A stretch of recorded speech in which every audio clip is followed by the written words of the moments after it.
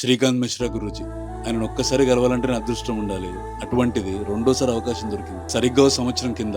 అసలు కాశీకి రావాలని ఆలోచనే లేదు. ఇక్కడికి బీకేపీ ఓన్స్ ప్లాన్ చేసిన విజిట్ కాదు, సాక్షాత్తు ఆ పరమశివుడు పిలుచుకున్న విజిట్. నిజంగా ఇది నా జీవితంలో జరుగుతున్న ఆశ్చర్యం. గురూజీని గెలవడం కేవలం ఫర్నిచర్ గురించి కాకపోతే బీకేపీ ఓన్స్ నుండి గురూజీ గారికి ఎటువంటి ఫర్నిచర్ మనం డెలివరీ చేయాలి. అంతకు మించి ఆయన మనసులో గొప్ప స్థానాన్ని సంపాదించుకున్నామని నిన్న కలిసిన తర్వాత నాకు కూడా అర్థమైంది. సంవత్సరం తర్వాత మళ్ళీ ఇప్పుడే కలవడం, మధ్యలో ఎటువంటి సంభాషణ లేదు. నేను వస్తున్నాను తెలవంగానే గురూజీ గారు మా కోసమే మొక్కజొన్నలు రెడీ చేస్తున్నారు. మనం గురూజీ దగ్గరికి వెళ్తున్నాం, కనీసం ఒక 2 నిమిషాలను టైం ఇస్తాడా అని అనుకునే మాకు ఒక 2-3 గంటలు ఆయన విలువైన సమయాన్ని ఇచ్చాడు. ఆయన అంతకు మించిన జ్ఞానాన్ని. మనం చేసే ప్రతి పూజకు ఫలితం రాకపోవచ్చు, ఖచ్చితంగా వృధా మాత్రం కాదు. కాశీ యాత్ర నా జీవితంలో ఎన్నో ప్రశ్నలకు సమాధానం ఇచ్చింది. ఒక మనిషి పుట్టుక చావు, దీని మధ్యలో మనమనే ఒక చిన్న నాటకం.